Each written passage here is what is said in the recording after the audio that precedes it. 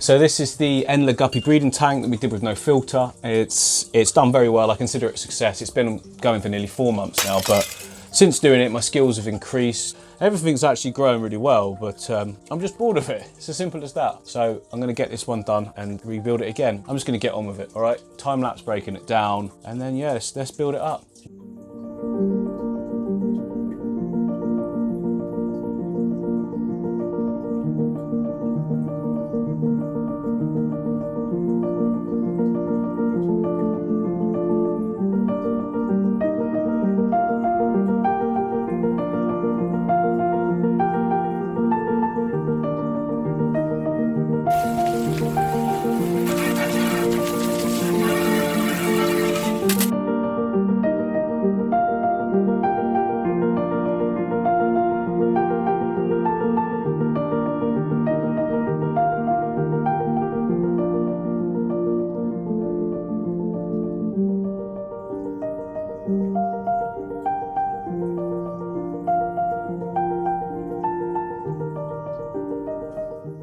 Well, that took longer than expected, but the next job now is to get the rocks in. We can start building up a bit of height with that and just getting a bit more composition to the scape. And then we can start to visualize what the end result will be.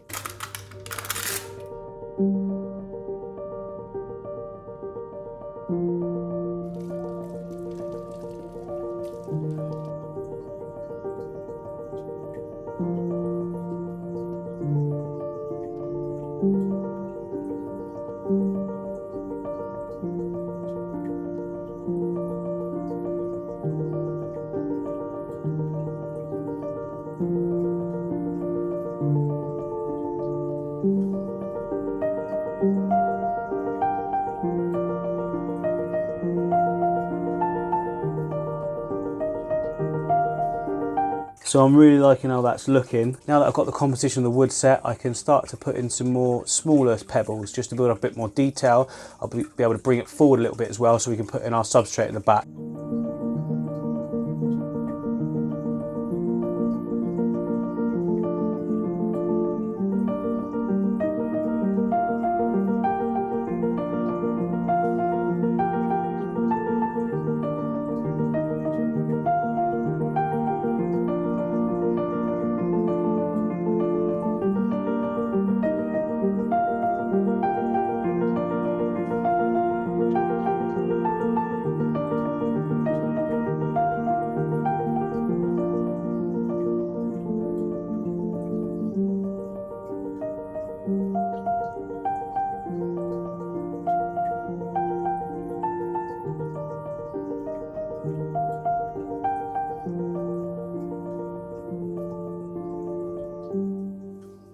So that's the hardscape, if you like, in. I'm going to just add some smaller details to the top areas here, just to lock it all in, some at the front. That's what we need to do next. And then after that, we can add our sand to the foreground.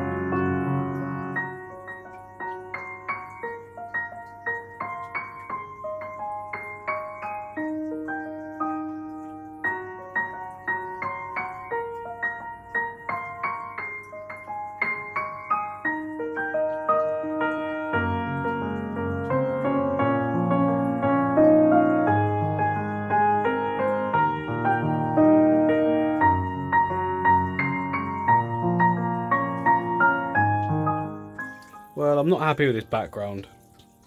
I like black. It looks blue to me. It looks a bit weird, so let's peel it off. It should come off quite easily. Well, I say that and now I can't get it off. Well, you would not believe how difficult it is to get this stuff off. But I'm definitely making the right decision because the depth of the tank is instantly so much better.